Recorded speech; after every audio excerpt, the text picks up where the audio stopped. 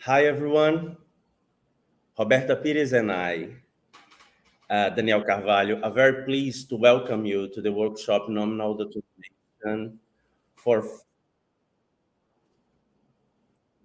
Form, Function, and Else. Researchers from universities from different regions of the world and Brazil are gathered in Maceió, online and in person, to discuss the structure of nominals.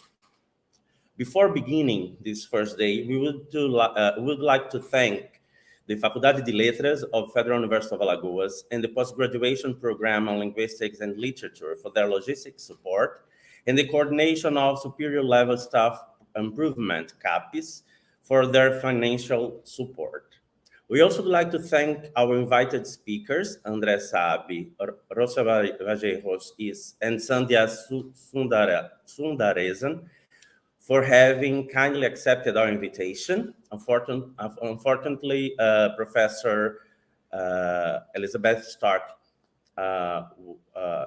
isn't able to join us for personal reasons, and the attendees of our conference for honoring us with their presence. We would like to emphasize that we are in favor of a legitimate Brazilian linguistic, strong, diverse, and representative. We are happy to inform that all the works presented in our conference are invited to join a special number of Glossa, a journal of general linguistics on nominal determination, which call for papers will be released soon.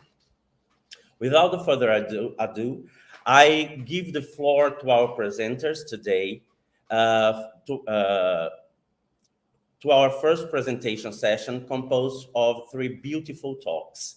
After each session, we will have up to 30 minutes for questions, which may be sent via YouTube channel chat and discussions. Thank you very much. So now I call Lucas Molinari and Cristina Procentesi, I hope I pronounce it correctly, to present their work entitled Language Contact and Microvariation in the Domain of Nominal Determination, the Expressions of Indefiniteness in Piacentini and Ferrarese Dialects. Okay, thank you very much. You have 30 minutes to your presentation. Okay, thank you very much for the introduction. We are very happy to be here. So I will just start with our talk, which is, as you said, is about nominal determination, as is the topic of the conference, in 2 particular dialects spoken in, let's say, Italo-Romance varieties, spoken on the Italian peninsula, that are Piacentino and Ferrarese, which are actually our native varieties. So, and it's very interesting because they are at the borders of the same region. So we will see how variation is how the nominal determination in the expression of indefiniteness varies across these 2 varieties. So as you can see in this first slide, this study stems out of a project, which is Variopinta, the one you see on the top. That is a project carried out by our excellence department at the University of Ca' Foscari. So just a quick roadmap to introduce you to our talk. So we will just give a brief introduction about the topic of how to express indefiniteness, mainly and specifically in the Italian panorama that is very rich, and we will see why it's a kind of flourishing ground for studying nominal determination. Then we will switch to our study, looking at the methodology and the analysis that we conducted. And then we will conclude with discussing our results and give you some further future perspectives for future work that we are hopefully we will conduct. Okay, so as I was saying, we are talking about nominal determination, and specifically how to express indefiniteness in Italo-Romance varieties, and we will briefly consider Italian also. Why mainly, while namely in this area? Well, because the Italian peninsula is a really flourishing ground for the study of this phenomenon, and we will have some examples. Because we have really a great amount of optionality of different forms that can be used for the purpose of expressing indefiniteness. And we also know that language contact generally takes place between naturally acquired varieties rather than learned ones that undergo explicit standardization and leveling. So the study of non-standardized varieties such as Piacentino and Ferrarese, our two native, let's say, varieties of Italo-Romance varieties, is indispensable to enhance our understanding of such linguistic phenomena. And so we decided to adopt in this particular study a micro-comparative approach between these two closely related but also different varieties.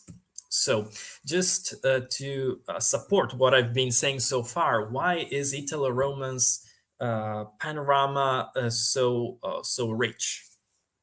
So as you can see, the phenomenon of expressing indefiniteness can be achieved throughout different indefinite determiners that, and we have a really wide choice in Italian and Italo-Romance. So let's see these examples. These are all taken from, let's say, standard Italian. So first of all, we have the so-called zero determiner. So ho raccolto mele, I harvested apples, which stands for bare nominals. Then we can have the definite article, ho raccolto le mele, but with indefinite interpretation. So in Italian, we have this definite article with a genuine indefinite interpretation, as in this case. Then we also have this bare. Okay, maybe you don't see my pointer. Okay, now you should be able to see it.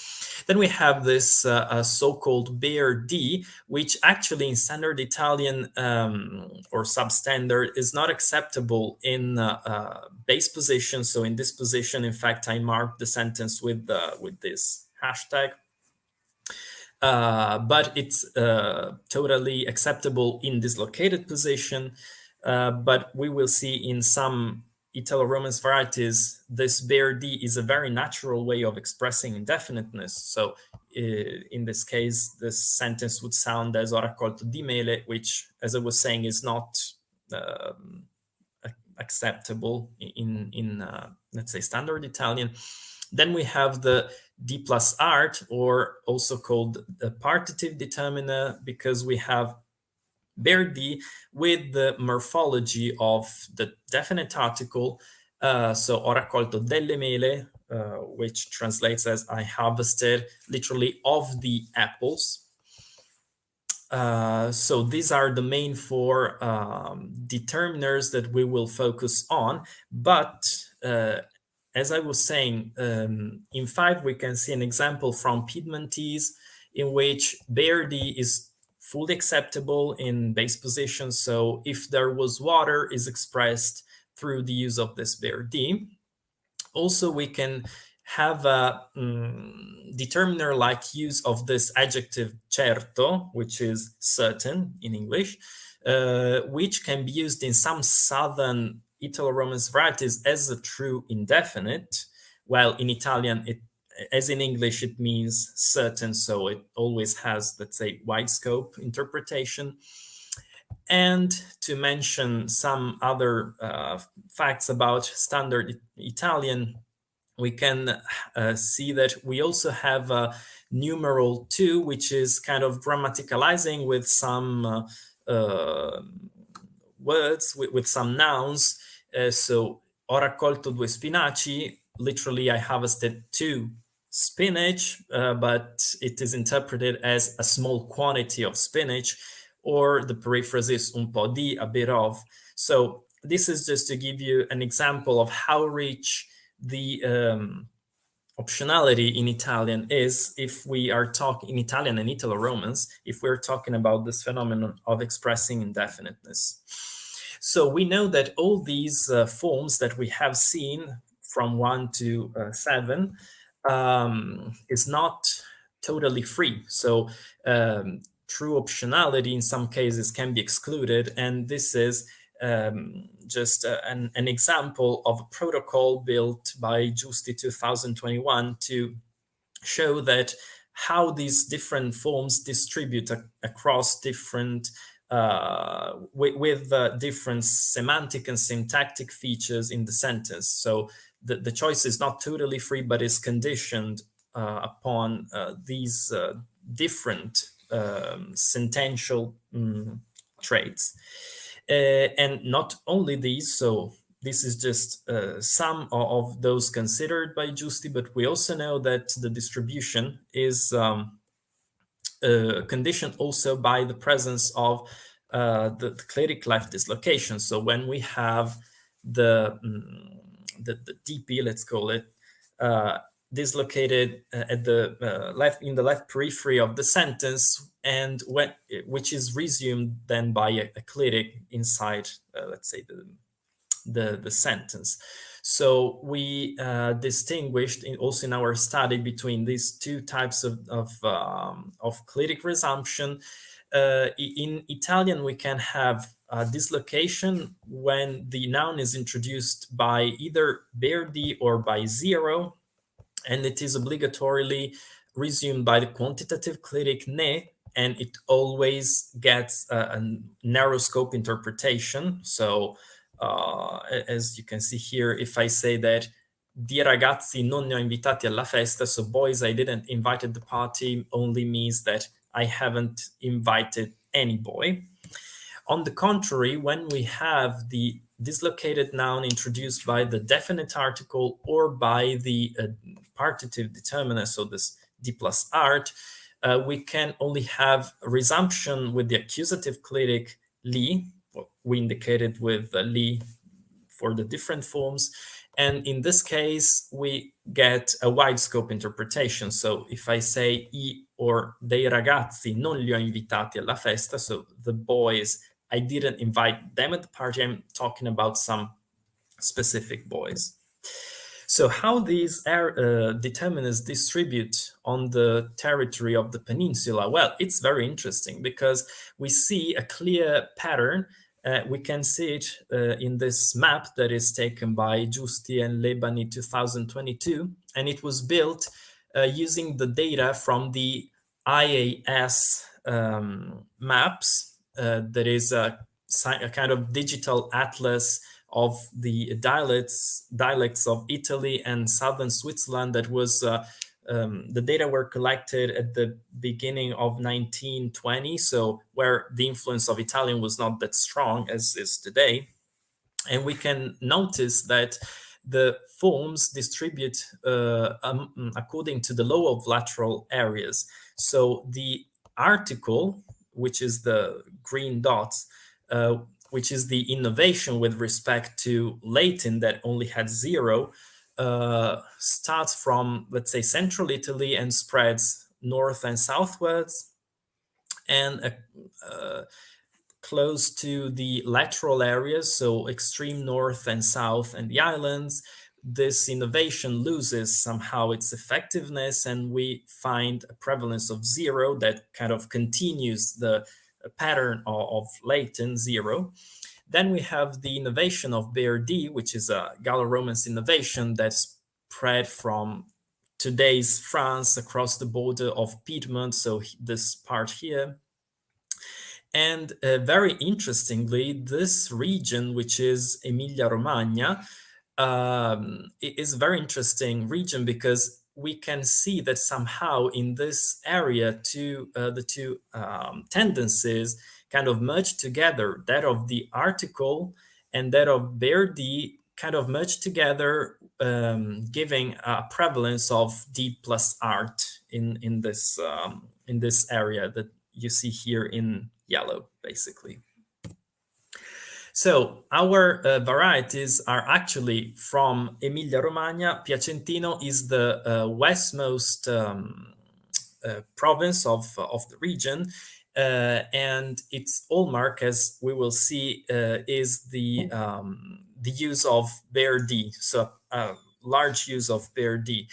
On the contrary, Ferrara, which is Christina's variety, which is located at the opposite border of the region, it's still part of the same kind of family. If we're talking about like the linguistically and typologically speaking, so they are Gallo-Italic varieties, but in this case, Ferrarese, as we will see in our study, lost the use of Bear-D and acquired a stronger use of D plus art. So our questions basically were, is the realization of the indefinite determiners constrained by the type of event, noun kind, and clitic left dislocation with clitic resumption? We somehow had to focus on these three factors because we had so much. The factors are a great amount, so we couldn't focus on all of them because otherwise it would have been impossible. Many variables Yeah. to take into account. And the other question is, so how does language contact influence or could influence the choice and or availability of different determiners? So we, to answer these questions, we conducted a study, a questionnaire, created a questionnaire through the platform Qualtrics, composed by a battery of socio-demographic questions and grammaticality judgments of negative sentences, with testing indefinite DPs in object position. So here it's useful to say that we only had negative sentences and indefinites in object position because this is the, let's say, the context which ensures us to have the greatest optionality. So we know that in subject position, we have a ban of 0 determiners. So we just wanted to have all the 4 options available. So we wanted to look into a position that could have, in principle, all the options available. So negative sentences in object position. And then we also had dislocated DPs resumed by both clitic ne or and a clitic, the accusative clitic li. So these questionnaires were very, very long. So up to now, we collected the questionnaires from 30 participants for Piacentino and 43 for Ferrarese. This is an example of an experimental item. Then, of course, we had twice the amount of fillers. So we had a lot of fillers. So the questionnaire was really very long. So this is just an example. We had a context. We provided this participant with a context, and the participants had to choose which among the 4 options could be uttered in that context. And they could also choose more than one. So they could choose basically all the variants that they deemed acceptable in that context. So this is an example for Ferrarese. I'm afraid that for the sake of time, we cannot read them, but we can go back later. This is the same item, but in Piacentino. And to analyze the data, we used the so-called conditional inference trees and random forests. That is a method that is alternative to multiple regression. And it's a non-parametric tree structure model. We will see then the graph. That is suitable when we have small sample size with a lot of predictors, and we will see. So the results for Piacentino, what you see here is the conditional inference, the conditional importance of each explanatory variable, which basically means the the explanatory power that each predictor has on the data, what we see is that the first two, so the determiner and the kind of clitic, that is base, meaning no dislocation, li, accusative clitic resumption, and ne resumption, are the two predictors that has most explanatory power, while kind of noun and type of event basically are very close to zero, meaning that they do not they are not able to explain our the distribution of our data. So we considered these two variables and built our trees that could look kind of confusing, but it's nothing difficult to be interpreted. So what does this tree tell us? So we see that we are considering the determiner D, so bare D in Piacentino, and we can see that bare D is very much accepted when we have a dislocation with ne resumption, as in Italian in this case, but also in the base condition. So in the base condition, the gray part is the extent to which the sentences were accepted. So we are close to 50%. So a great use of bare D in negative contexts, contrary to Italian, in which in base position it is not allowed. And also we can find some 20% of acceptability also with clitic li. This could be probably due to some noise in the data. But we can clearly see that Piacentino uses bare D to a great extent. If we look for D plus art, we can see that in base condition, it's up to 30%. This is probably because the sentences were negative, but we use a lot of D plus art in positive sentences, so this could not be seen from the data. And interestingly, we see that D plus art is crucially more accepted with ne resumption rather than with li, which is, again, contrary to Italian, which allows the ne resumption with zero or bare D. And this actually confirms what I had found in my MA thesis. So the fact that D plus art is preferred if resumed by ne rather than by li. So it's the opposite than Italian.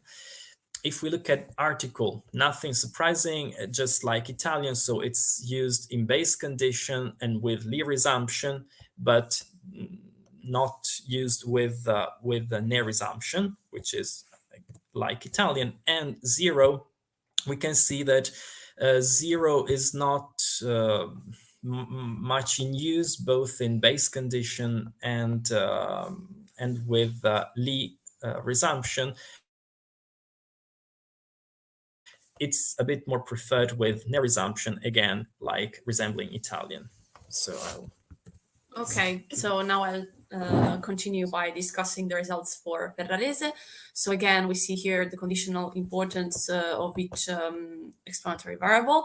So here the results are, well, the same as we saw for Piacentino. So determiner, critic are the most important predictors, while noun and the noun and event do not have any discriminatory power, since they are the value here, the importance score approaches zero. So we decided to exclude them from the inference tree model. So let's comment on this graph. So in Ferrarese, we see that bare D, the acceptability of bare D is very low compared to Piacentino. So in base position, we have well, it is not acceptable, and the acceptability is very low also in in sentences with clitic left dislocation and resumption with the accusative clitic. It is marginally accepted only in sentences with clitic left dislocation and near resumption, but still the acceptability is quite low. So we can say that this determiner is not part, at least for sure, in base position of the array of determiners found in this variety. Then we have a very high rate of acceptability for the plus article, especially in base position, and well, it is quite high also in left dislocated sentences with near resumption. The acceptability is a bit lower in clitic left dislocated sentences with accusative clitic resumption, but it is still marginally accepted. Then as for article, well, in base and Lee conditions, nothing surprising. So it is well, acceptable, and rate of acceptability is quite high, as in Italian and in Piacentino as well. It is for some reason that we cannot be able to explain, marginally accepted. Well. Yeah, accepted in this condition, so condition with near resumption. But yeah, we do not have really an explanation. Maybe there's also some, well, uncertainty maybe from the part of the speakers, because they do not have well, metalinguistic awareness of their variety. So but maybe we'll find out the reason in future testing, well, this phenomenon with different methods. And then as for zero, the well, rate of acceptability is quite low. In left dislocated sentences. In base position, it is a bit higher, but still not that high. So it is acceptable, but the rate of acceptability is quite low. Higher than, but still, yes, still higher than Piacentino. So let's now briefly discuss our results and answer our research questions. So from the reported analysis, we know that the variables event and noun do not pose any restrictions on the indefinite determiners. For this reason, we think that, well, at least from what we see in our data, there is an apparent true optionality in the condition that were tested by our questionnaires, so negative declarative sentences at object position.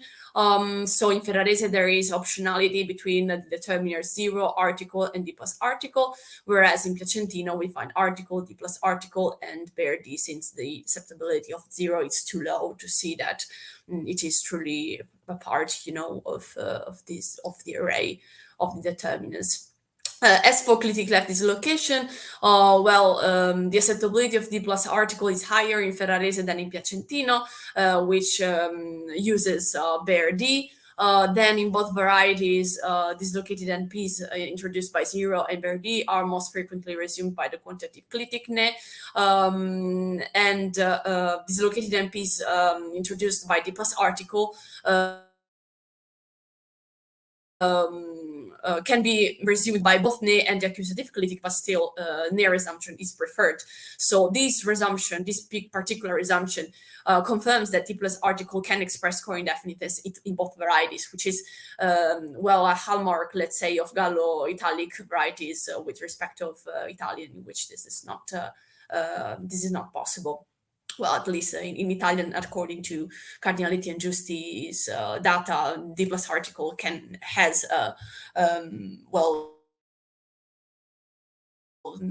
his specific and conveys quantity, whereas in our variety, at least it seems that it is not more so widespread. Yeah. So as for the second research question, we are going to, let's say, advance some hypotheses about language contact with the neighboring varieties. Of course, we cannot really answer to this question by looking at our data, since we tested only our varieties, but we can advance some working hypotheses by considering also previous research. So in this map, which is taken from Giusti and Lebani 2022, we see again the distribution of the different forms of indefinite determiners in northern Italy.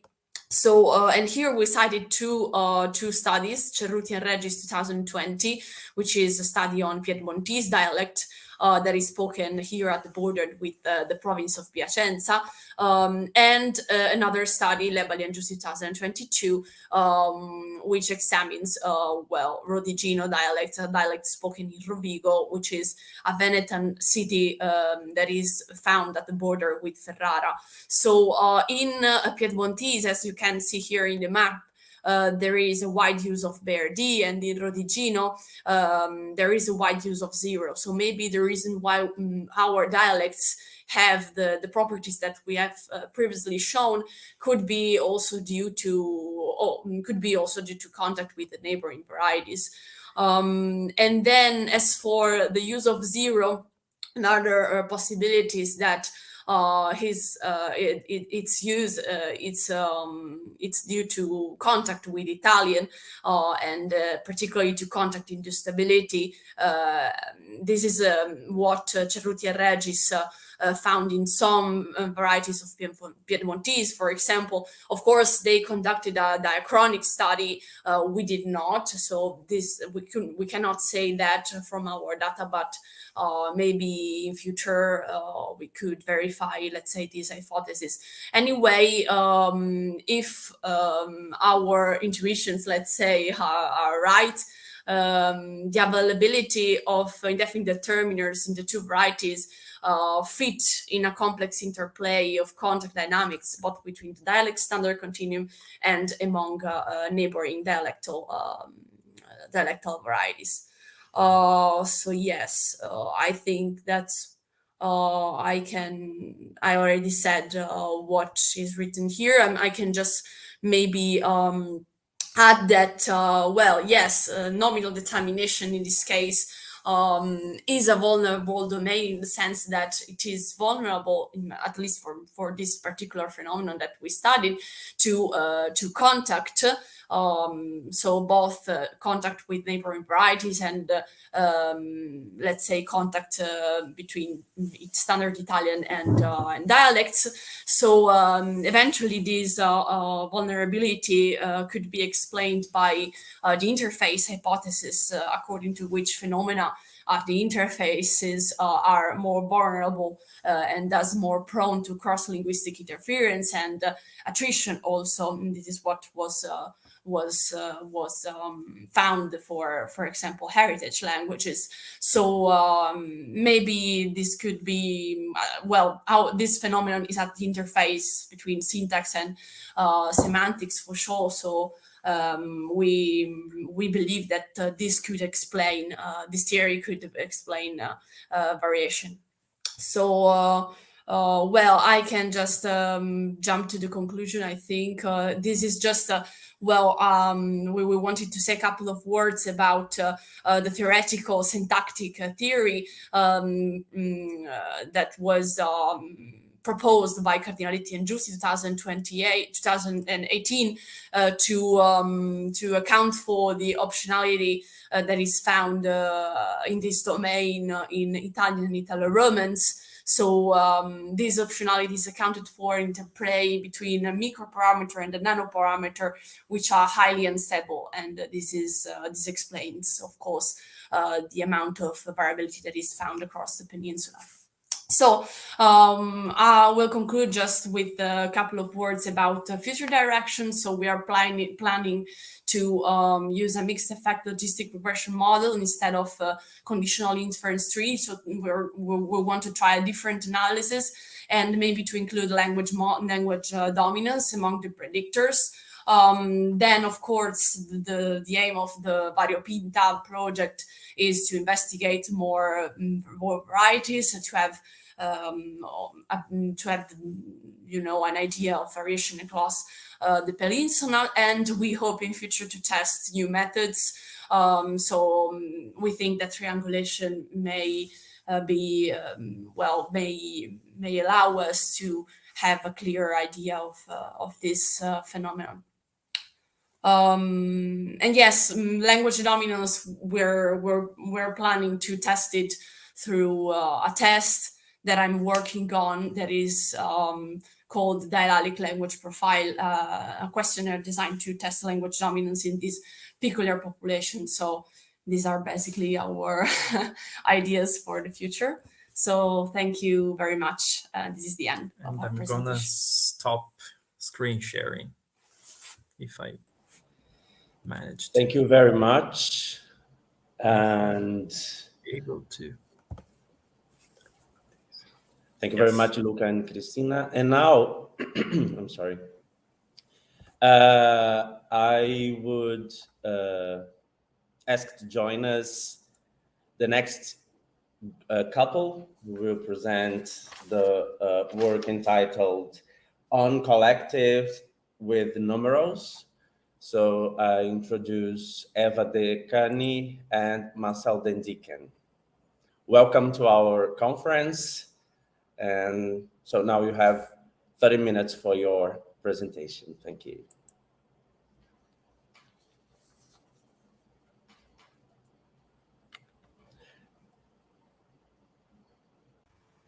Thank you. So our talk is about collective expressions built around numerals. In particular, the examples we'll be looking at will comprise, in addition to a numeral, also a linking morpheme, a possessive-like marker, and a commutative adposition or case marker, depending on the language we'll be looking at. So the overall meaning is going to be, let's say if we choose 4 as our numeral, so the meaning is going to be in groups of 4 or in a group of 4 or with a group of 4.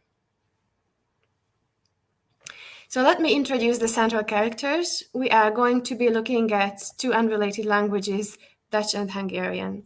The first 2 examples are from Hungarian. The first grammatical example is mi négyesével mentünk nyaralni, which means we went on holiday in groups of 4. Or with a group of 4. And what you can see here is that the bolded phrase that we're focusing on, it contains a numeral, a linking morpheme, a third singular marker, and a commutative.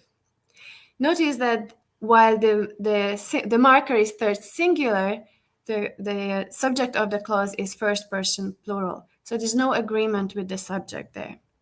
In fact, if we try to use a first-person plural marker instead of the third singular, as in 2, then we get Martian trying to speak Hungarian. So the only difference between 1 and 2 is the changing of the third singular to the first plural marker, and that wreaks havoc in the sentence.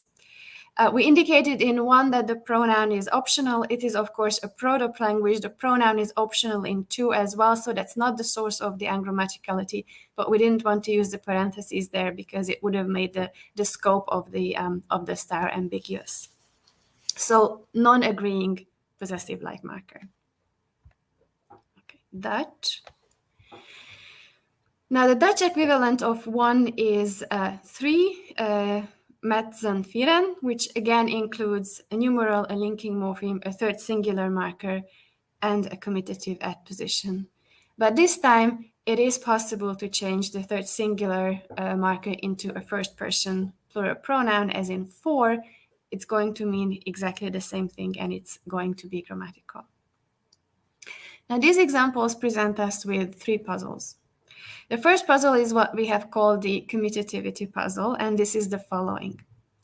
Hungarian is a commutative plural language. So if you have an example such as we went to the cinema with Dad, then very easily this has a reading in which there are only 2 moviegoers, me and Dad. So the meaning of the commutative is easily included in the meaning of the plural pronoun. And when we have a look at example 1, it doesn't mean we plus 4, it means we altogether 4. So the meaning of 4 seems to be included or seems to be identical to the meaning of we. And in a commutative plural language, that's not very surprising. But Dutch is not a commutative plural language. We went to the cinema with Dad includes 3 moviegoers. And yet in examples 3 and 4, it's not the case that 4 participants are added on top of we. So that's unusual for a language which is not a commutative plural language. The second puzzle is the possessive-like morphology, which does not agree with the subject. And the third puzzle is the status and the function of the linking morpheme. Okay. Now we'll first give you a preview of our core proposal, and then we'll go over the data in a bit more detail. In this talk, we are going to build on the theory of predication laid out in Marsfield's earlier work, where a predication is an asymmetric syntactic relationship which is mediated by a functional head that we're going to call relator, and the whole predicate phrase, which relates the subject and the predicate, is going to be called a relator phrase. So we're going to suggest that at the very core of these numeral commutative expressions, we have a predication relationship between a silent group noun and a reflexive pronoun, which we abbreviate as so. And that pronoun, as we'll see, can be either overt or covert, depending on the language we're looking at. The core of this whole construction is the group noun. So this is what basically the nominal projection bottoms out in. So it initiates a nominal functional sequence, and therefore this predication in 5 is going to be an MP internal predication. So 5 is at the end of the day topped off by a DP layer. Now, due to the presence of the reflexive pronoun, which does not have a local binder, this DP in 6 is an unsaturated expression, and therefore it can be predicated of something. And this is exactly what happens in our cases, as we'll suggest. In our cases, it is predicated of a numeral. This is what you can see in 7. This is basically a second predication layer, a second predication relationship. So the DP is predicated of the numeral. This predication relationship is mediated by the linking morpheme. By the way, whatever we mark in gray font is not something that is elided or silent or whatever. It just means that we have already seen that part, and the new part is in black. It just allows you to focus on the new part on the left periphery.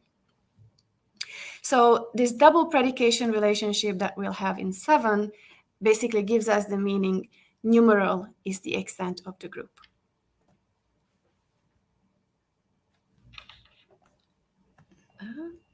Next. Yes. In 8, we just repeat the already familiar structure. So this double predication structure is also an NP internal predication. So it is topped off by a DP layer and a PP layer, and the PP layer brings in the commutative. So we already see positions for 3 of our morphemes. We see a position for the commutative P, we see a position for the numeral, we see a position for the linking morpheme, and as we'll explain, the possessive-like morphology is going to sit within the first predication layer, but in different positions depending on which language we're looking at. Okay.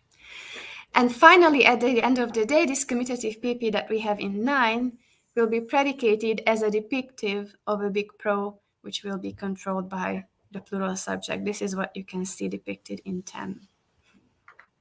For good measure, we'll give you the same structure in a tree form, because this is going to be the only tree, and all the other examples are going to be in the form of labeled brackets. So for the tree lovers, again, we have a first predication relationship between group and the reflexive pronoun.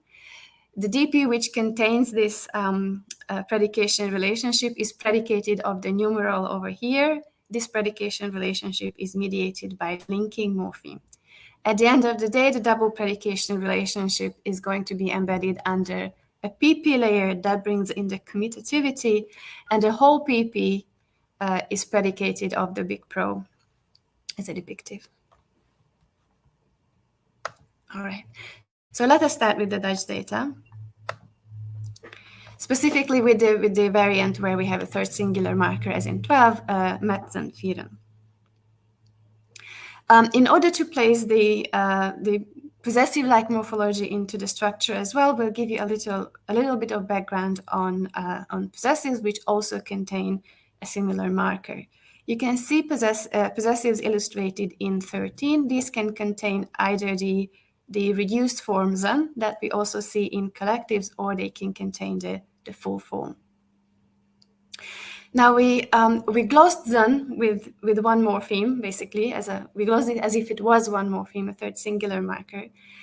But our proposal, based on what we see in possessives, which also represent a kind of NP internal predication relationship, is that the N part is the relator, that is a kind of linking morpheme that links the possessum and the possessor, and the itself is a reflexive pronoun which in possessives functions as the possessor, as you can see in 14.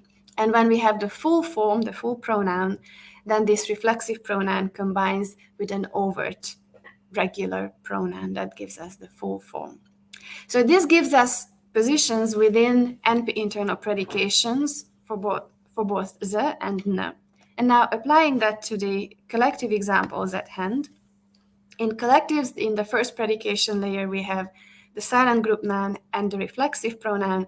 This predication relationship is mediated by n, so that is the relator head that takes group as its complement, and the reflexive pronoun is the subject of predication in this case.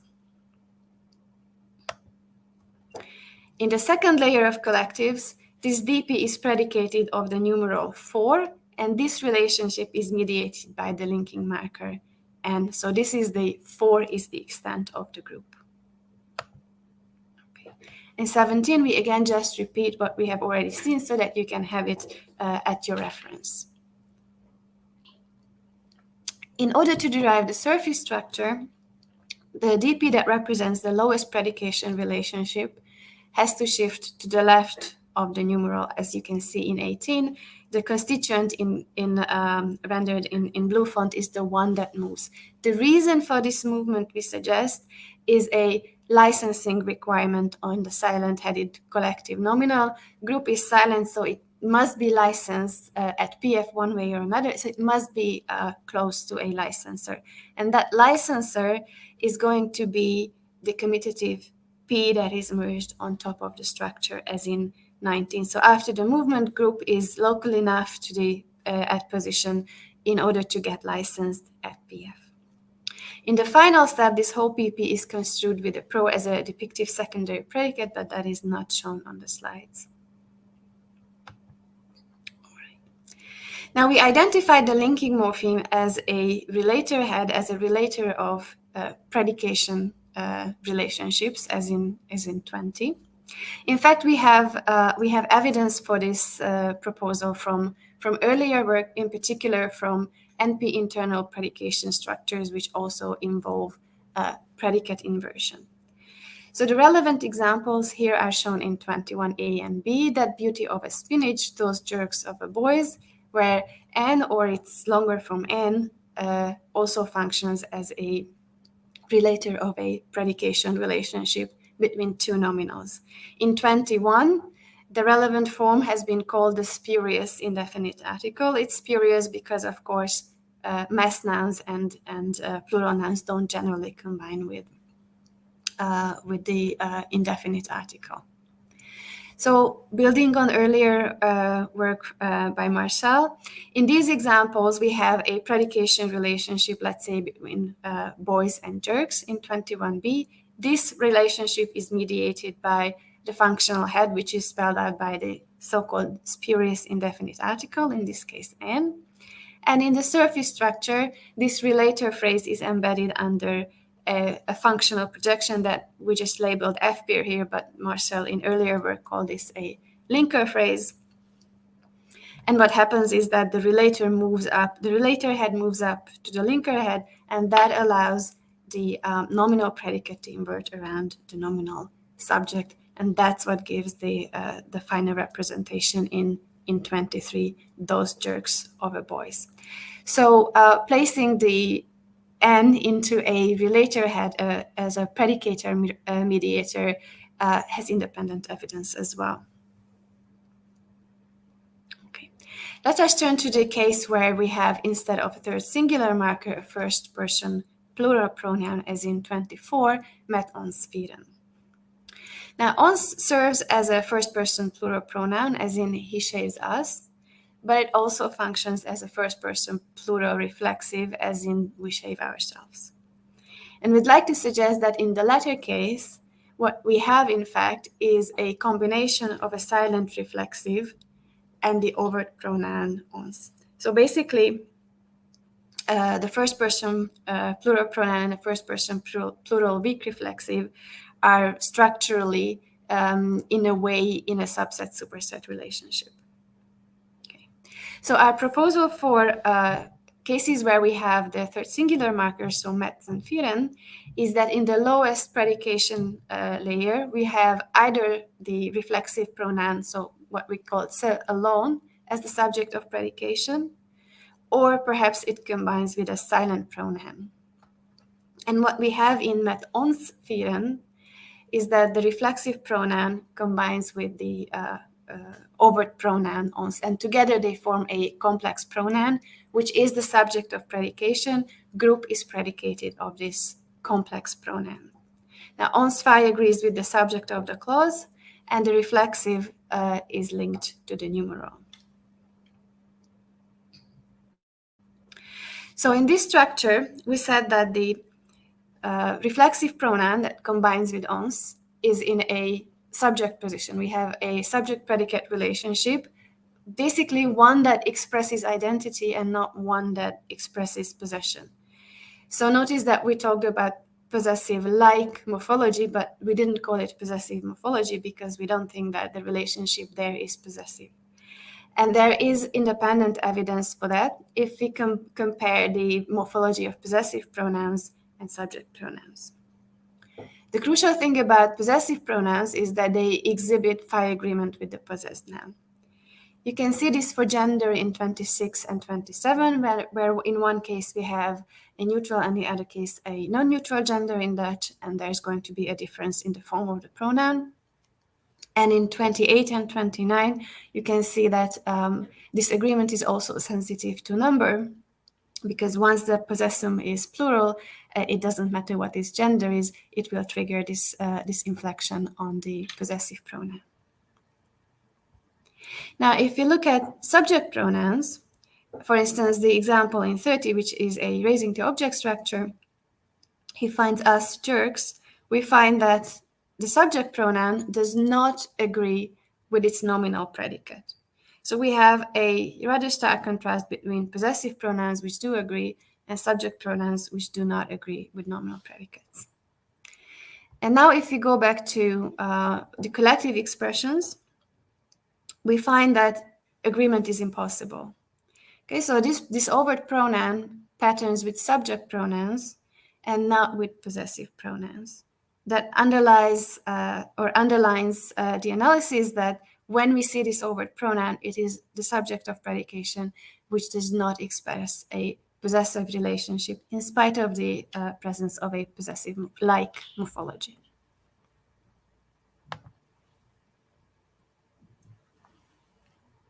Now, recall that we said that in possessives, the pronoun can be reduced or it can be the full form. In collectives, only the reduced form is possible, so then, and not the full alternate. We think that that is because basically the form that makes the pronoun full, this part here, this is specific to possessives. So this form can only occur in possessives, and the structure that we're looking at is non-possessive. So sir can still combine with an overt pronoun, but that's going to be ons and not this possessive specific pronoun. Now let us turn to the Hungarian example, and the derivation is actually very, very similar. So we only have one slide about this. We repeat the example in 35. Mi négyesével mentünk nyaralni. We went on a holiday in a group of 4. So in the first predication layer, we again have the silent group noun and the reflexive pronoun. This predication is mediated by the e relator head. In the second predication layer, the DP in 36 is predicated of the numeral 4, need, and this relationship is basically mediated by the linking morpheme ash. So we have a position for the possessive-like morphology, for the linking morpheme, and for the numeral. When we add the outer PP layer, the outer DP and PP layers, then we get 38, and everything lines up in place just perfectly. So group will be right next to the licensor, the case marker, the commutative case marker. So Dutch had a commutative preposition. Hungarian has a commutative case suffix. Group is right next to its licensor at PF, even without movement. So in Hungarian, that kind of movement that we saw in Dutch for licensing purposes does not need to take place. Now, there are also some other Dutch collectives with a commutative that we'd like to say a few words about. And the first is illustrated in 40. What we have in 40, Mets and Firtjes, comprises 5 morphemes. We have a commutative, a third singular marker, a numeral, a linking morpheme as before, but we also have a diminutive. And the meaning is the same. We went on holiday in a group of 4 in groups of 4. Now, this kind of construction works only if the numeral is 5 or lower. So you can see that with 5, this is okay. This is 41A. In 41B, with 6, it is really iffy. And from 7 onwards, it's completely out. And therefore, what we have here is a kind of pocality effect without the language having Pocal number in general. We suggest to capture this by proposing that within the first predication layer, just outside of the relator phrase, we can have a diminutive head. This is because, as I said, that basically the head of this whole extended functional projection is group. So this is a nominal functional projection, and therefore nominal functional heads and layers can appear. And this is exactly what happens in the diminutive cases. And so since the head is group, the diminutive is going to modify a group and is going to mark the group as small. As before, this structure can be predicated of a numeral. This predication relationship is mediated by the linking morphemes. And the diminutive moves up to this linking morpheme and forms a morphophonological unit with it. And the rest is the already familiar analysis. The lower predication layer inverts around the numeral, as in 44, and then the final DP and PP layer are projected. Now, this silent group noun that we posited has, in fact, linguistic and syntactic reality. If you have a look at examples 45 and 46, then we'll see that even though group itself is silent, it can have overt modifiers. These are, by the way, naturally occurring examples that we collected by Google. In 45, we have an adjectival modifier with our old group of 4. And in 46, we have an internally complex participial modifier with our newly composed group of 4. So these, again, just like the diminutive, modify the silent group because the silent group is the head of the whole nominal phrase.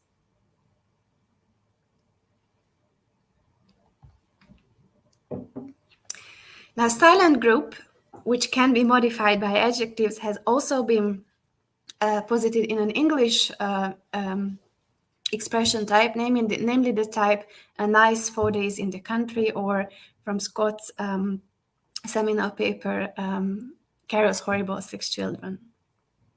These types of examples have a number of analyses, including focus movement of the adjective and a relative clause analysis of the adjective, as well as a binominal analysis. Of course, the problem they pose is that they don't seem to conform to Greenberg's universal 20 because the adjective seems to be out of place.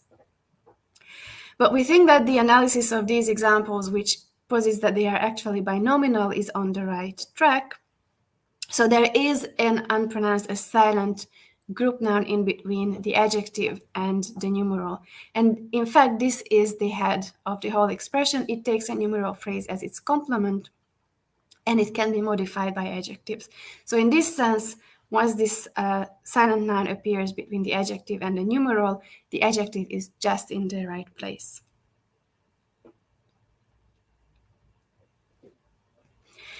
Now, you might have noticed that the linking morpheme has a different allomorphs depending on whether it occurs with a diminutive or not. So it's firtjes versus firen.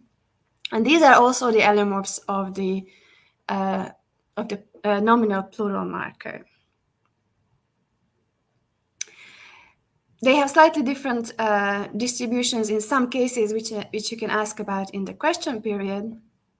But what we'd like to point out is that the analysis raises the possibility that the so-called nominal plural markers, N and S, are also quote-unquote just exponents of linking morphs, and the nominal plural itself is morphologically unmarked in Dutch. So both the singular and the plural are themselves 0 in Dutch. The way we would like to operationalize this is depicted in 50. This would be the structure for a garden variety plural like apples. So in this structure, the nominal is predicated of a plural pro-subject, which is itself silent, and this predication relationship is mediated by N or S, the morpheme that has been so far taken to be the exponent of the numeral head. The head of this predication relationship is the noun that is to be pluralized. So the nominal functional projections outside of the relator phrase will modify this noun. And we can merge a numpy, which we labeled as a hashtag P or a hashtag P in 50. And that itself will be plural if we have a plural noun, but it can be silent. So the overlap in the exponents between the linking morpheme and the plural marker opens up this possibility. We can also pursue a similar structure for measure phrases as in 51. Basically, the only difference here is that here the subject of predication is not a plural pronoun, but the measure term itself. So this would be just a structure for something like 52, 3 kilos of apples. The long-standing puzzle about the Dutch equivalent of 3 kilos of apples is that kilo itself is morphologically unmarked, and only apples are marked for the plural. Now that can be understood fairly easily on our structure because what has been called the plural is in fact in the lower position is just the relator of a predication relationship between apple and kilo. In the morphophonology, this relator will unite with the nominal that follows it, and since the plural itself is unmarked, kilo itself will be unmarked as well. Okay, so we suggested that the plural marker can be treated as a linking morph, as in 53. There are other well-known Germanic linking morphs as well, including the genitive markers, the spurious indefinite article, which we have already seen in one form, but we have another example in 54, those called shovels over hands, and also the regular indefinite article. So in these cases, there's an overlap between the exponents of the plural, the spurious indefinite article, and the regular indefinite article.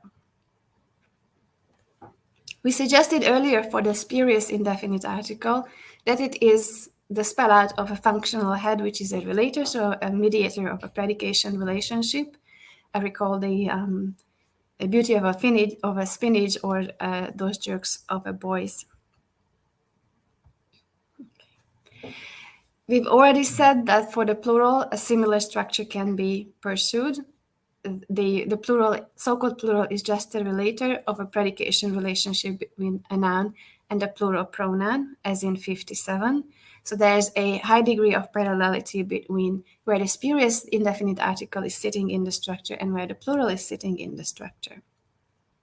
And if we take the overlap in exponents with the indefinite article seriously, then we can also push for analysis of the indefinite article, as in 58, where the indefinite article itself is not specified for singular or plural, again, it is just a relator, a mediator of a predication relationship between a nominal and this time a singular pronoun.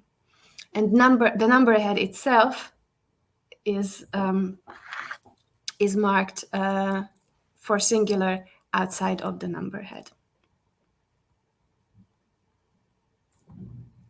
Okay. Now, in English, there's no exponents overlap between the indefinite article and the plural. So we think that for the English indefinite article, a rather different analysis should be pursued than for the indefinite article in other Germanic languages. And for the English indefinite article, we suggest the structure in 60, where or an is not a relator head, but it is indeed sitting in the numbers head. So it is sitting higher in the structure. The lower portion of the structure is still a predication relationship between a noun and a singular pronoun mediated by a relator head.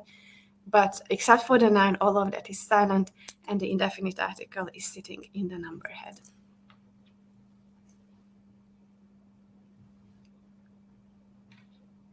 Okay. I'm going to go to the conclusions here. Okay. So in this talk, we looked at the analysis of commutative collectives. We suggested that they employ two predication relationships, and this underlies the importance of predication inside complex noun phrases. The analysis that we pursued emphasizes the role played by silent material in the syntax of NPs. We had silent group that was responsible for the collective reading. We had a silent reflexive, a silent pronoun pro, singular or plural, and on occasion we also had silent relators. The analysis that we pursued also opens up the possibility that all of the following markers are just, so to speak, relators of predication relationships within the DP. These are the spurious indefinite article, the regular indefinite article, and the nominal plural marker. With this analysis pursued, we can say that plural number is silent in Dutch, perhaps in Germanic in general, except for English. And plural is the function of a plural pronoun in the syntax of plural DPs. Thank you.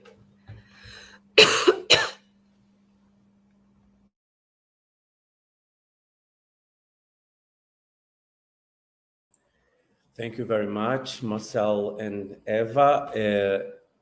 In the end, we have the question and discussion session. Now I call back Luca Molinari for his talk on the grammaticalization of one as an indefinite determiner. What can Bulgarian tell us? Okay, let me share the screen again.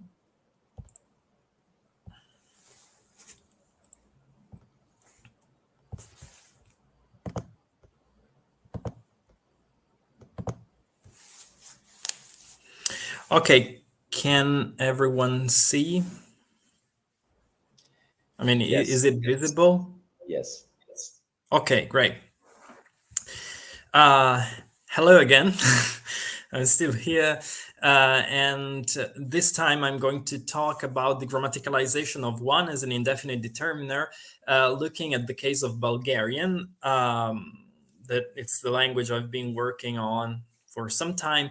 So I will present you, like very briefly, generally, the what is known about the phenomenon of grammaticalization of one. I will then look into Bulgarian. So what's the stage of grammaticalization of Bulgarian? And then try to answer the question of whether this process of grammaticalization of Bulgarian, because I'm referring to this language now, could be characterized by a kind of shift in the position of the numeral in different functions, or whether it could be thought of as a sort of under specification of the lexical item, which allows it to carry out multiple functions. So I will try to kind of characterize this process from a syntactic point of view, and then just conclude with some thoughts that could be, let's say, made about this process and what actually can Bulgarian suggest. So it's very well known that one cross-linguistically tends to grammaticalize into an indefinite, a specific marker, an indefinite determiner, and an indefinite article in the very last stage. And this process is surprisingly consistent among these different languages. The main two models that are most cited are those given. The first is given by Givon in 1981, which divides this process into three stages. So first, quantification, meaning, so when we have the numeral 1, then the second step is referentiality or denotation. So when the numeral starts introducing a referent, so it refers to some entity. And then the third step is genericity connotation. So the numeral does not refer to a single entity per se, but to the connotation of the noun, so in a generic meaning. Then we have the model proposed by Heine in 1997, which is a bit more fine-grained in that we have five steps: numeral, presentative marker, specific marker, non-specific marker, and generalized article. I will say a few words about them in a minute. So just to present you the model. And I have to hurry a bit because I have a lot of things to say. So as I was saying, the process is very well known and found in a lot of different languages. To cite a few ones, so Romance languages like Italian, Spanish, then German languages, we have Turkish, we have Greek, and so on. And also in the Slavic group, although the majority of Slavic languages are taken not to have determiners, this process can be traced as well. So here are a few examples: Polish, Czech, Russian, Sorbian, and Molise Slavic that are in contact with the first one with German, and the second one, Molise Slavic, with Italian. And then we have, of course, also Bulgarian that, together with Macedonian, have a definite article, but we will see it in a while. So I want to focus on Bulgarian now, because together with Macedonian, excluding the varieties like Sorbian and Molise Slavic, these are the languages where one has grammaticalized to a greater extent. And if we look at the literature on numerals, we know that numerals have been studied extensively in Slavic languages because of their idiosyncratic properties that are actually very interesting. But the interesting fact is that these properties start, let's say, from 2 on, while 1 seems to be very, very consistent among different languages, because everyone says that, okay, it behaves as an adjective. So people tend to focus on the other numerals, and 1 is always treated, okay, it is an adjective, but let's talk about the more interesting numerals, that is 2 and greater numerals. So 1 in Bulgarian, which sounds like edin, so edin is 1 in Bulgarian. Its stage of grammaticalization has been assessed by Geist in 2013. She uses our report here, the schema that she uses to assess its grammaticalization, basically merging Givon's and Heine's models. And her study conducts leads to the conclusion that Edin is actually found more or less in stage 4. So it has, let's say, stepped into the stage of the indefinite article, although it cannot be said to be an indefinite article, and we will see why. So now I just wanted to briefly mention the functions that, according to the scale, the functions that Edin can carry out in Bulgarian. Of course, it's a numeral, so I'm gonna skip this because with needless to say, it behaves as a numeral. So first one, Edin is a numeral. Then we have the presentative marker function, which introduces a referent which is salient in the discourse, which is unknown to the hearer, and the perfect context, which is always given, is the beginning of fairy tales, as in 6. So imalo jedno vreme din starec. So once upon a time there was an old man. But it's not the fact that the referent is taken up in subsequent discourse, as you can see in 6, toi imal tri masina, so he had 3 sons, is not obligatory, because as you see in 7, then the reference, 1 colleague and 1 paper are not taken up. But this is the presentative marker function. Then we have the specific marker function that is basically very similar to the presentative marker one. And it's characterized by the fact that it has requirement of identifiability. So the speaker must be able to answer the question, which X is it, in Ionin's terms that are adopted by Geist. So it always has wide scope. If you see the example in 8, if I say that I want to read one journal, then I have to be able to identify which journal I want to read, basically. As for the indefinite article, so Geist wants to see which functions can be carried out by Edin, the functions that are traditionally connected to indefinite articles. So let's see them very quickly. Indefinite articles generally are obligatory, but in this case, in Bulgarian, Edin is not obligatory, at least in the majority of the contexts. But in some cases, we have its use is obligatory, namely as in 10, when we have an indefinite topic. So in this case, I couldn't leave Edin out because I would obtain an ungrammatical sentence. Then the occurrence in generic sentences with non-referential interpretation is met by Edin, as you see in these 2 examples, the same as English, a gentleman always opens door for ladies, or a doctor would help. So in this case, in a generic context, it is interpreted non-referentially.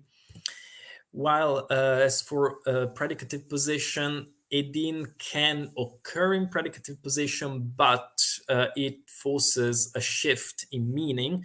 So the insertion of Edin is not neutral, let's say, because in a sentence like 13, if I use Edin and say that Peter is one teacher, means that he is a bad teacher. So this predicative position is not, let's say, fully grammaticalized yet.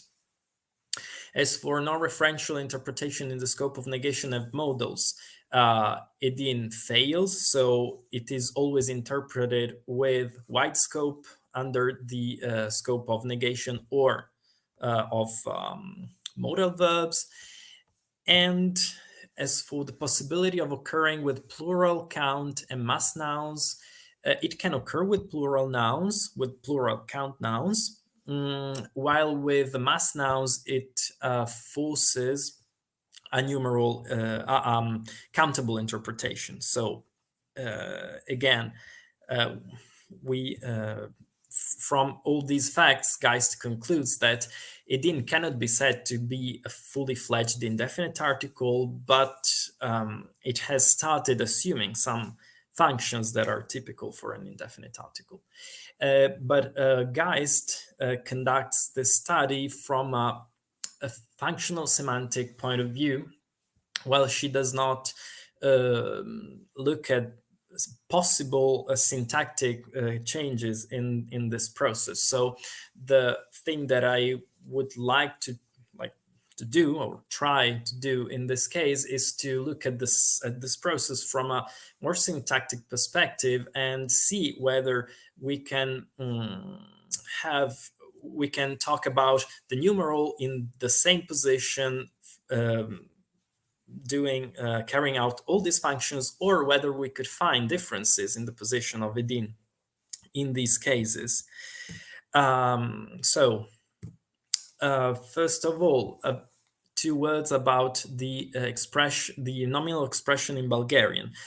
Bulgarian, as I was saying, has a definite article, as you can see it in 19. The stoi muncetto is the article, and it's enclitic on the noun if the noun is there, or on the highest nominal modifier. So we cannot find it lower in the structure. And the noun never moves. So these are the assumptions of Giusti and Dimitrov-Ulchanova and Dimitrov-Ulchanova and Giusti. The noun never moves in over syntax because we find only prenominal modifiers. And also the article originates, according to this account, into a functional projection that is projected by modifiers, if we have modifiers, or by the noun.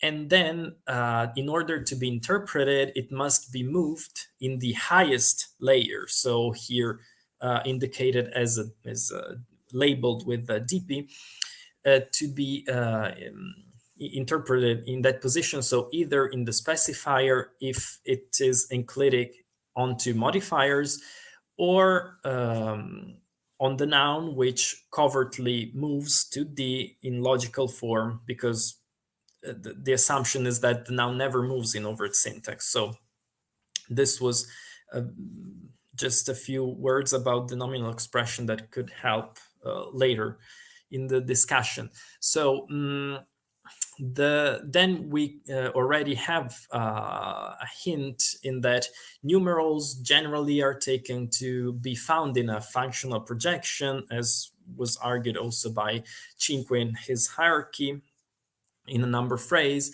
And it is also the stand that is taken by Giusti and Dimitrov-Ulchanova in their analysis of Bulgarian nominal expression. The fact that it is not found in the highest layer is also shown by the fact that edin can be preceded by, for example, by a demonstrative, which is arguably in the highest layer, so in the DP.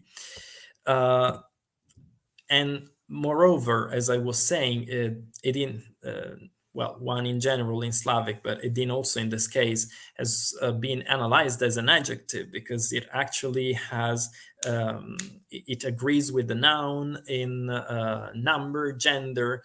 In other languages also for case, Bulgarian does not have morphological case. The particular features that differentiate edin from the other numerals in Bulgarian are basically these. So first of all, the adjectival agreement. So for number and gender, while the other numerals, apart from 2 that has 2 forms, the others have just 1 form for all the kinds of nouns that they combine with. Moreover, edin does not select a particular form that is called brojna forma, which is a particular plural form. This is brojna forma, so this a in stola, while the regular plural would be stoluve, as in 28. And interestingly, the plural form of 1 does not select brojna forma, but the regular plural. That would be kind of surprising. And Dimitrov, Vulchanova, and Giusti actually, talking about higher numerals, say that they could be heads because of their selectional properties. So the fact that they select this Broina forma on masculine nouns, or the fact that they kind of take some this mas suffix in front of virile nouns, while edin does not show these properties. And also another interesting thing about Bulgarian edin is that while the other numerals can freely, let's say, occur with in, let's say, inverted position with adjectives like to, new, or new to, this is not possible with edin. So this would lead to think that, so it is a numeral, it is a kind of adjective, it does not have selectional properties, and it cannot be freely, let's say, bypassed by an adjective. If we think that Giusti and Dimitrov Vulchanova argue that other numerals are heads, we could think that given the properties of edin numeral, it would sit in the specifier of the number phrase, so it does not have selectional properties and cannot be bypassed by an adjective because it already occupies the specifier position. While, okay, looking at the specific marker function, I will conflate specific marker and presentative marker because they carry out the same function. The property in this case is that it identifies the referent, and it can be this can be traced because when we have a referent introduced by edin, then we can have clitic resumption. Otherwise, we don't get clitic resumption. And also, in this case, edin is can be substituted by an indefinite pronoun, like in this case, nyakakov, for example, jedna kotka, nyakakva kotka. It's they are, let's say, interchangeable. So is this the same position of the numeral? Theoretically, so on the one hand, theoretically, taking as reference framework the one by Giusti in different works, and Bruget, they argue that referential elements like demonstratives, also pronouns, are attracted to the left periphery of the nominal expression, so the specifier of the DP, because they are interpreted in that position, and they have to check their referential features in that position. On the other hand, do we have some evidence to think that in this case, edin is actually higher than the other numeral? Probably yes. So first of all, it is in complementary distribution with indefinite pronouns, so we cannot have them both in the same. So we cannot have them both at the same time. And so if they are in complementary distribution, they could actually compete for the same position, which is the specifier of the DP. Then, very interestingly, we can find edni, so the plural form, to occur with other numerals preceding them. So examples like edni dva madushi, so one plural, two souls, or edni dva slučaja, so one plural, two occasions, and so on. And in this case, it refers to an part of a whole that the speaker can identify. So it is referential and it occurs before other numerals. So it would be possible to think that since numeral is lower and we also have this edni, we can place it higher in the structure. So spec of DP. And also another interesting thing is that when we get edin to co-occur with a demonstrative, it gets a numeral interpretation. So if we have the specifier already occupied by the demonstrative, then the only occurrence of edin that we can find is the numeral one. And this is also confirmed in other languages like Czech.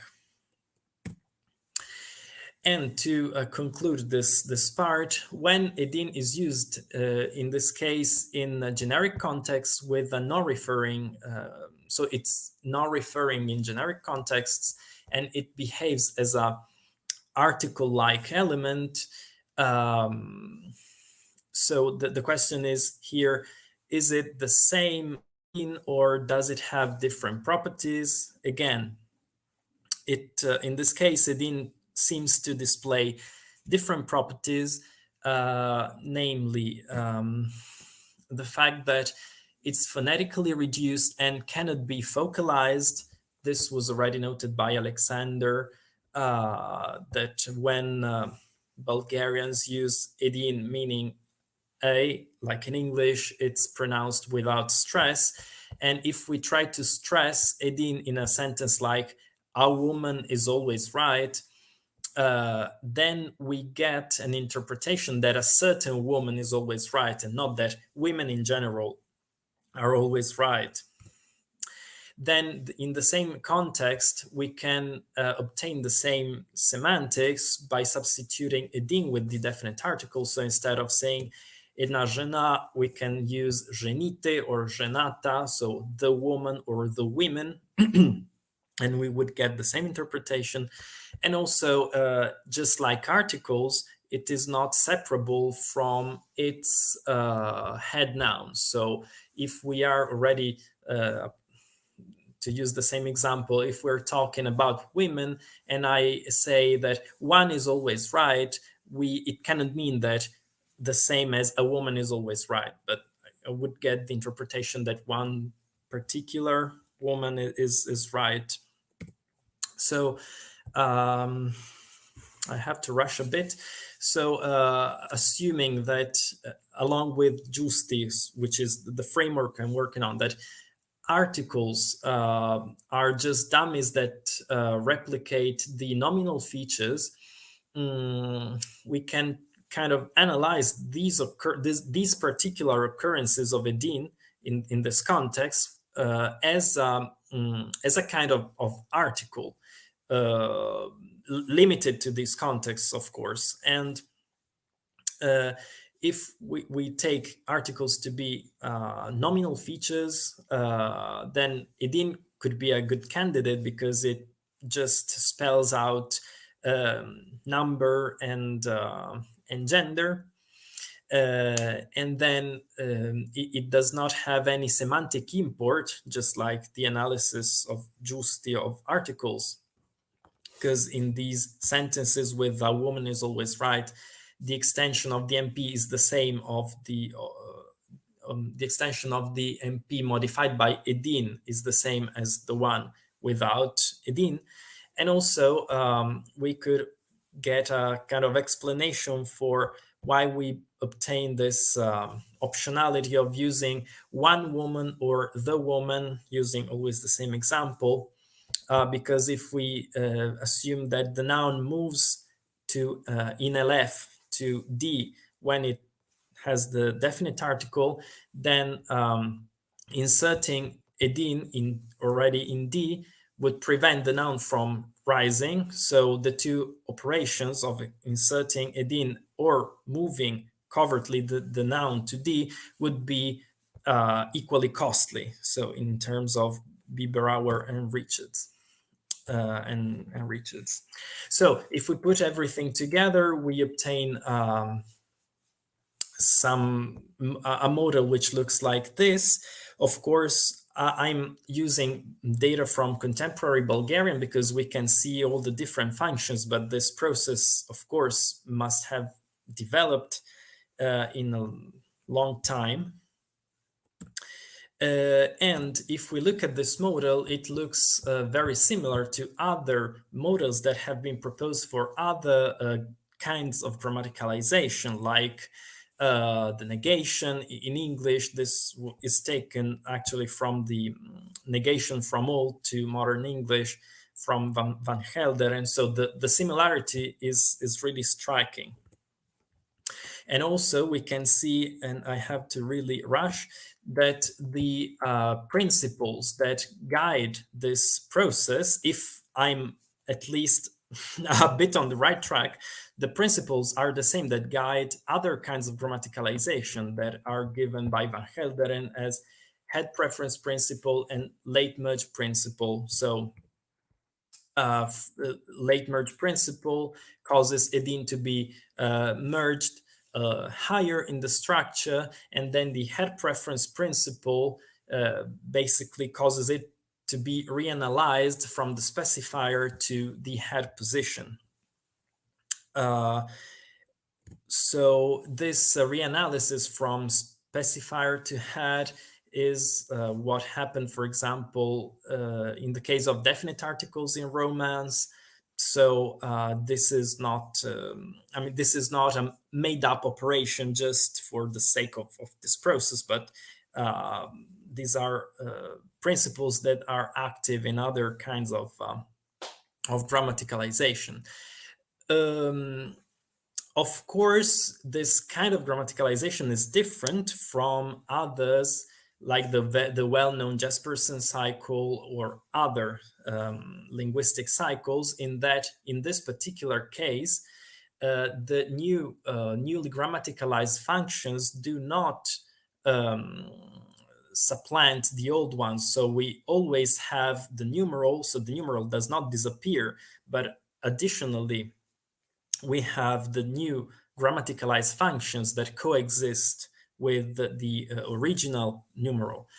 But this is, again, this is all something that is quite frequent in language. It's a case of layering, and actually in the domain of the numerals, this layering is quite is widespread, or at least it's attested. So in some languages like Bantu languages or the Penutian languages that I reported here,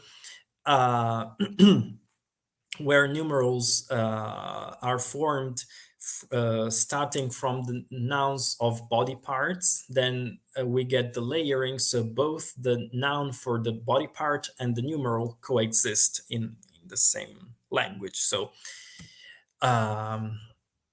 so we can, going through the conclusion, say that this process is a grammaticalization with full rights, because first of all, it is led by economy principles that drive other processes. So the principles that were given by Van Helderen to explain a wider range of different phenomena of grammaticalization. It is also in line with the formal approach formalized by Roberts and Rousseau, in that it involves a shift upwards in the functional hierarchy. So from, let's say, numeral to the DP. Then we can see some semantic bleaching. So from numeral to referential element, and then we get the loss of the upper bound, where one does not designate a single entity, but more than one in the case where it appears in generic sentences. And then we also see that it's kind of weakening. It displays a prelude of phonetical weakening. And also in terms of Dywald's characterization of grammaticalization, edine enters the paradigmatic integration from, so articled MPs versus edine MPs and bare MPs that are both, let's say, in the sphere of indefinite MPs. Obligatoriness, although of course it's not obligatory yet, but in some contexts it is, as in indefinite topics and generic sentences, although in covariation with the definite article.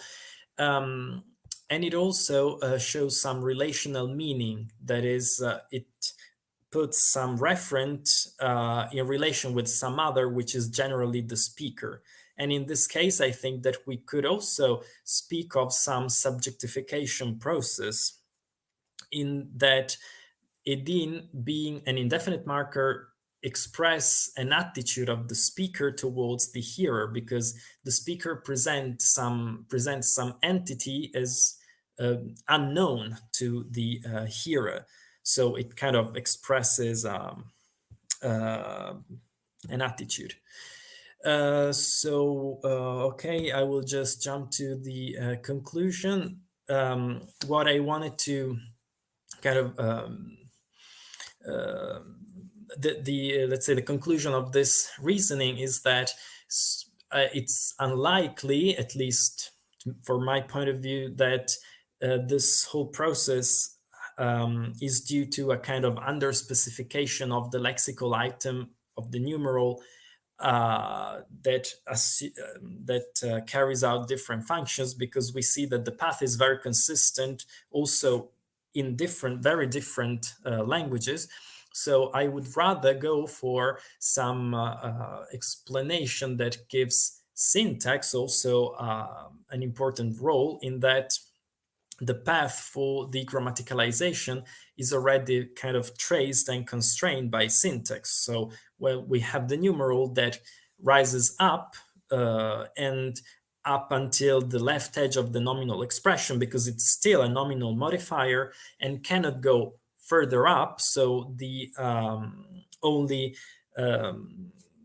option that it has once it is already in the, let's say, left edge of the nominal expression is just to be reanalyzed and to have its structure reduced from a specifier to a head. And if we assume that syntactic structures are consistent among different languages, we could think that this is probably the reason why we get this consistency among different languages. This is just a wrap up of what I've said. So I'm done. Just wanted to say that, yeah, it would be good.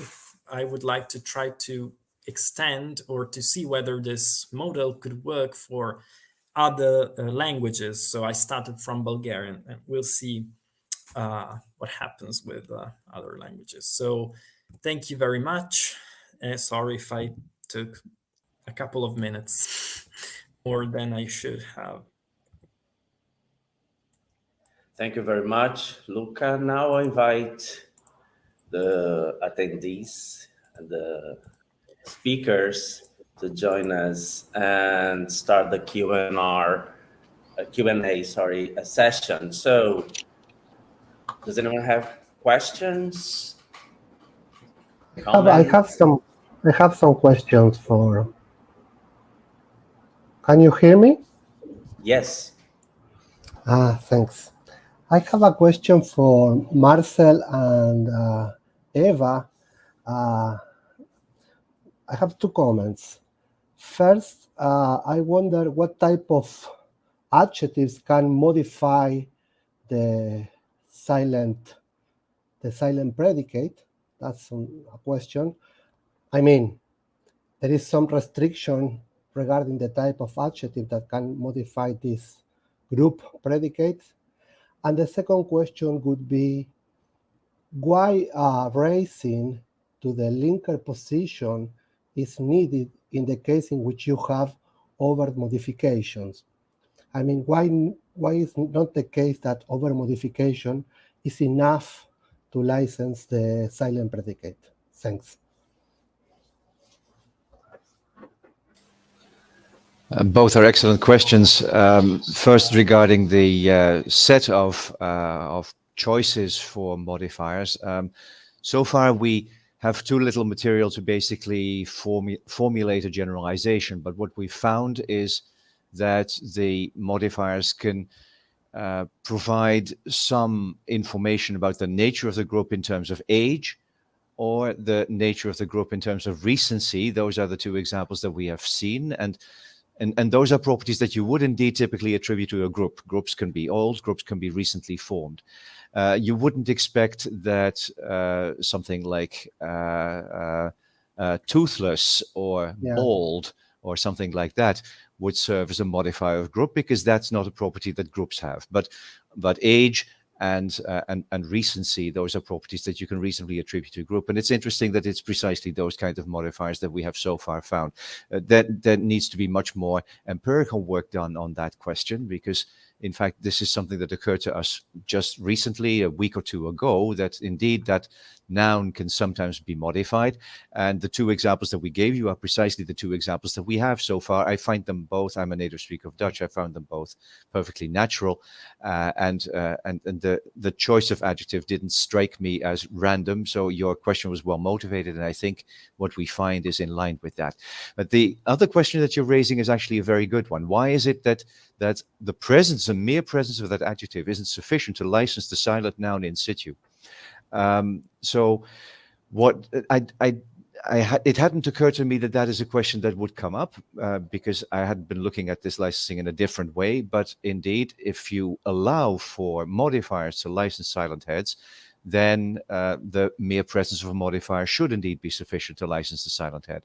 But the relationship between that modifier and the silent head is a relationship which, in my worldview, is a specifier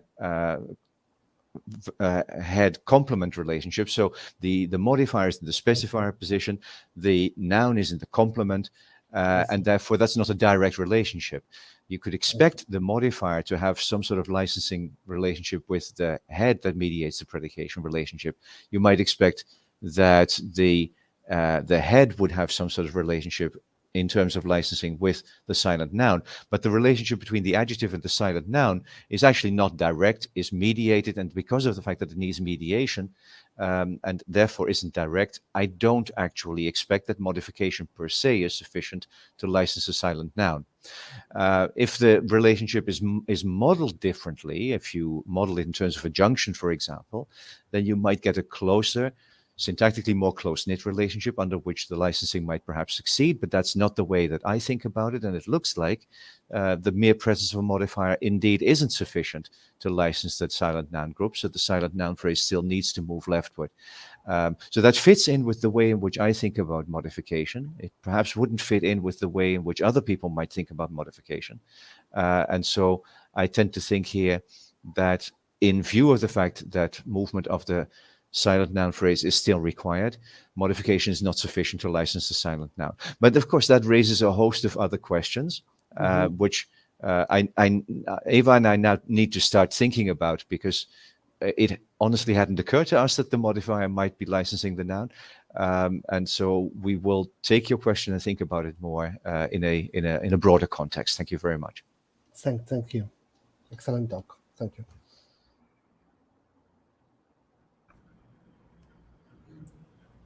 I'd have a question to the first presenters, Luca and Christina, if I may. Can you hear me well, more or less? Yes. Yes. Go. Yes. Thank you. I was wondering, at some point you said unexpectedly you have, in the second variety you were studying, you have relatively many or relatively high acceptance of the definite article, with an indefinite reading, with necliticization. Yeah. And I was wondering if this is really so unexpected, given that formally speaking, the article is definite, but when it comes with a definite reading, one could argue, if you take the old Belletti work, 88, you could just say the exponent looks like a definite article, but the semantic reading is indefinite. It could just get partitive case. And then what we would expect, actually, is necliticization. And maybe that I don't know, because I don't know the exact design of the experiment. Maybe the cases where the normal cliticization uptake, clinic uptake with law and so on. Maybe those were just cases where participants interpreted the indefinite definite article as a strong, real definite. I don't know if I made myself clear, but that was the idea I had in mind. What do you? Maybe that could be an idea to explain away the problem, so to speak. Yeah, I think it's an interesting suggestion. Yeah, what do you think? we were talking about some like unexpectedly, because although we have this indefinite reading of the definite article in Italian, it obtains in, let's say, base position, while when we have a dislocation, at least in, and my judgments actually are very clear about that when I dislocate some referent, I can only have, with the definite article, of course, I can only have resumption with accusatively. I would never say I ragazzi ne ho visti. No, for me is totally, totally Yeah, of course, I have no native judgment. Yeah. Yeah, I think that the kind of interesting fact was that this susceptibility of article in this of the definite article with interpretation in this context was found only in dialect and not in Italian, I think. So in Italian, it was very, very low, and it approached zero. So and I guess that yes, maybe there could be a general preference for the articled forms in the dialect with respect to Italian, where the zero is well widely accepted. So maybe this could be a possibility. And so, since in the dialect article formed are generally preferred by speakers, maybe this assignment of the partitive could be by the article, as you suggested, becomes maybe possible. I mean, from at least from the part of some speakers, you know. So I don't know. Maybe this could be an explanation. Yeah, because the reasoning is actually legitimate, because if we can have an indefinite interpretation of the definite article, then why couldn't we get near resumption? But it looks like, and it's also let's say weird that also D plus art, although in Italian as well, can be used as an indefinite, but when you dislocate it, you get the resumption with li and not with ne. So it looks like only the let's say definite reading can be dislocated. It's a very interesting, though. Yes. Thank you very much. I think it's very intriguing too. I'm not sure, you're probably aware of the work by Francesco Pinzin and Cecilia Poletto on this. Oh yeah, yeah, sure. They stumble across these definite forms all across northern Italy and call them background noise, but they don't have a solution yet either, as far as I can see. So I really encourage you to work on that, to continue working on that too. I'd be very interested, really. Thank you very much. Wow. No, thank you. Thank you. Yeah, there's a lot to work to on. be understood, yes. Can I just add a question that is related to what David was mentioning, which has to do with the design of the experiment? So, first of all, if I understood you correctly, you really didn't have a context, right? You just, it's like a meta-linguistic experiment, because you asked, do you accept those sentences? Or which one of those are acceptable? Yeah, there wasn't really a context. So how can you be sure that this is an indefinite interpretation? I don't know. I think it goes in the same direction. Yeah. No, I mean, we didn't have a detailed, let's say, setting, but a context in which the sentence could be interpreted. I mean, we gave it, for example, saying that I am vegetarian, Hence, since I'm Okay, vegetarian, so there was a context. Oh, okay. Yes, Yeah, in that sense. So we didn't have a setting like, I don't know, a person enters the room and blah, blah. So it was not like a real, very detailed setting, but a context like I'm vegetarian, or I'm a teetotaler, if it's correct in English, so that I don't drink alcohol. Or yesterday, while I was at the dinner with my friends, Yes, but maybe you are confusing because we had two versions of this questionnaire, right? So we had the previous questionnaire. Do you remember the one that was in your master thesis? Yes. And then but a modification. In this one, there was also this kind of. But there wasn't the context in the let's say, as you said, for example, okay. I mean, the interpretation was a bit constrained, let's say, by the sentences. So, for example, it wasn't just I don't eat meat, but I am vegetarian. I don't eat meat. So, in this context, you cannot. You are talking about indefinite meat, so you cannot interpret it as a definite. So let's say that the indefinite interpretation was a bit constrained by the previous part of the sentence. But as you said, there wasn't a real context in the sense that, okay, this is the context. What would you say in this context? There was just written which of these sentences are acceptable in your dialect. But still, all the variants were, all the sentences were constructed in a way where, the definite interpretation was the indefinite interpretation, was the most natural interpretation. Of course, we have this problem with the article, the definite article with an indefinite interpretation. Of course, in some cases, it is still, ambiguous. We have this ambiguity. So it can be either interpreted as a definite or an indefinite, but all the others cannot have any really definite interpretation, right? Mm-hmm. Yes. But I was talking about the definite with indefinite interpretation, of course. Yeah. Thank you. Yeah. In that case, there is still this ambiguity. In fact, we did not mention it because we did not focus on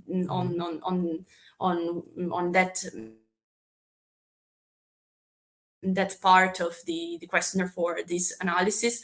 But for instance, after choosing the sentences that the participants that they considered acceptable, if they selected more than one sentence, there was an additional question asking, okay, if you choose more than one sentence, do you think that there is a difference in meaning? And in that case, some speakers wrote that the article, they interpreted the article as a definite, and so they distinguished, for example, D plus article, zero, and articles by saying that, okay, the sentence with zero and D plus article mean an indefinite quantity of, whereas article is specific. Okay. So in some cases, but this interpretation was most frequent in episodic sentences rather than in habitual sentences. So this definite interpretation of the article, whereas in habitual sentences, it was less frequent. Yeah, I hope this answers your question. It does, but we can talk about the experiment more, but yeah. I would also... Oh, sorry. I would also have a question about the design of this experiment, if I may. Of course. Just to follow up. So thank you very much. My question is related to the fact that you presented all the options simultaneously, right? Yeah, sure. Yeah. For each item, and I was wondering whether some preference effects might interfere with your research on optionality, because you want to know what is optional. And I mean, could it be, or I mean, I have no idea about about your varieties. But could it be that if you presented the sentences, the options individually, that maybe more participants would accept their nominals than they have now? Because I mean, you probably told them that they could choose all of them and that they shouldn't compare, but I mean, it's this is what we do, right? When you have 3 or 4 or 5 options, you just start comparing. Yes, you're definitely, I mean, right. This is a very good suggestion. Actually, we are working on this, how to test optionality in these questionnaires. So maybe this could be verified, maybe trying to submit a different questionnaire by presenting one sentence, and maybe with a Likert scale, so that we don't have like yes or no judgment, but we can see some variability. This is a really good suggestion. So maybe we could compare the results and see if something changes, and if something changes, maybe this can mean that when presenting more variants, we have some preference effect. So I totally agree with you. Yeah. The thing that was done in this at this stage to kind of try to prevent some habituation effects was to have a lot of fillers, so 1/3 of items and 2/3 of fillers. But yes, I mean the point, your point is very good. Probably that worked. That could have worked with the habituation, but it's every time you see 5 cases, you start comparing. That's the point. But I mean, I understand that you wanted to test a lot of context and a lot of stuff. So when you do it individually, you would have to, I mean, cut off 80% of the experiment probably, and or do very several studies of this kind. But yeah. So now you have a basic idea what is going on, and now you can pick those that you're more interested in, or where you have doubts, and you can do, let's say, smaller, more controlled studies on these specific issues. But thank you very much. Thank you. Definitely, Thank you so much. Thank you. I have a question, comment about the. Sure, of course, go ahead. About the first and the third, but maybe the first. Let's focus on the first, since we've been talking about that talk. Thank you so much. That was very cool. And I'm not familiar. Can you hear me? I'm not familiar with that context in particular, but it's definitely complex in terms of several dialects and such. And so pretty cool. My question has to do more with the contact portion of the study. Or the design. So what is exactly the claim here? That contact, because of contact, there's a new pattern incorporated into the system. And in that case, are you trying to, or you will be able to trace the source of the feature? And how would you do that? And I'm more curious because I'm dealing with a similar situation in another region in the Amazon, and it's been tough. And the other question is, or if that's not the story, maybe it's more about increasing an existing pattern that was already there with an asymmetric distribution in terms of use. What is exactly the portion of contact in the story? Yeah, that's an interesting question. Do you want to? Like, I mean, I have something in my mind, but if you want to. Yeah, go ahead, then I can add something. Okay.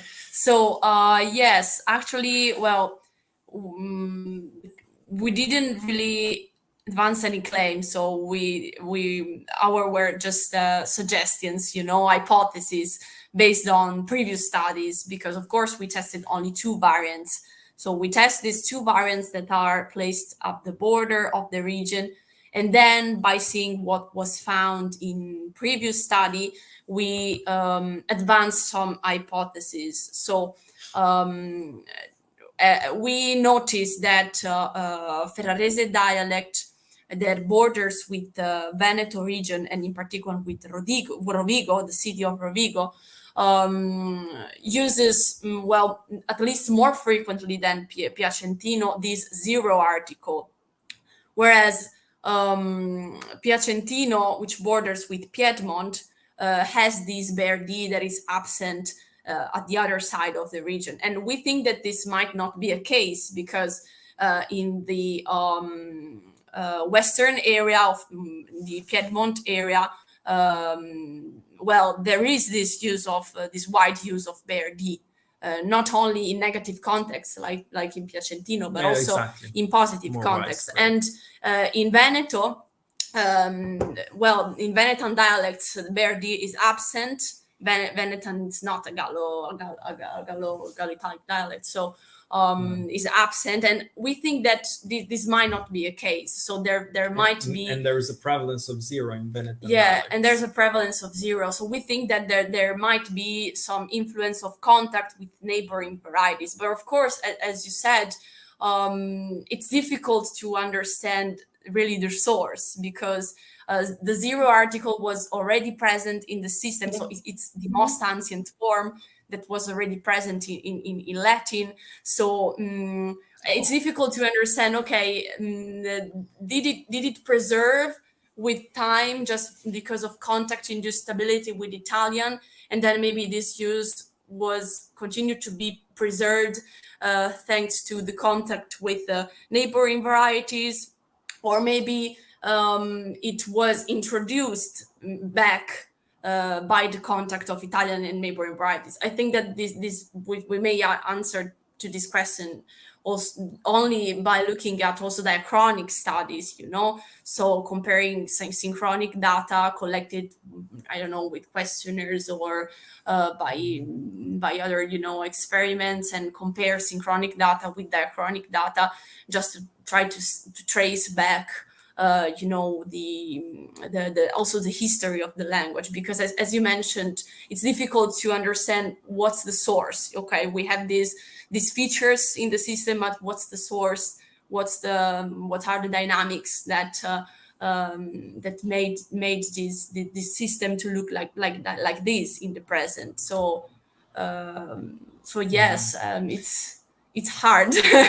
Yeah, also considering the fact that the fact that Italian has had an influence on the dialects, but also the other way around, and this was shown by Cardinaletti and Giusti in their study, that basically show that people from different areas of Italy tend to prefer different determiners, and these are the same as the distribution of the map that we showed in our presentation. So given the influence, the reciprocal influence of dialects and Italian, this difference between Piacentino and Ferrarese would be kind of surprising if we think that it's only due to the contact of Italian, because if the state of affairs was this, then we should see like a similar pattern, similar pattern, but actually the pattern is quite different. And so yes, the idea is that it probably could not be a case that Piacentino is in an area where bare D is actually used predominantly, while Ferrarese is instead at the border of a variety which has a dominant use of zero, and well, also the article. So yes, that was mainly the idea. Thank you. Thank you for your question. Unfortunately, we are running out of time of our Q&A of this first session. I'd like to thank the presenters, Luca, Cristina, Marcel, and Eva, which is not here anymore. And unfortunately, as I said in the beginning, Elizabeth is not able to join us because of personal issues. And then we are stopping for lunch, and then we are going back. You are coming back, gather again at 1:30 Brazilian time. Thank you once more. and see you later. Thank you. Bye. Thank you very much. Thank you. I see the answer, the comment in the chat. If you want, I can write my email if you want to I'm write. going to write to you and also to Eva. Thank you. Do you already have my email? Can you see it? Sure. Can you retrieve it from? Okay, great. Thank you. See you.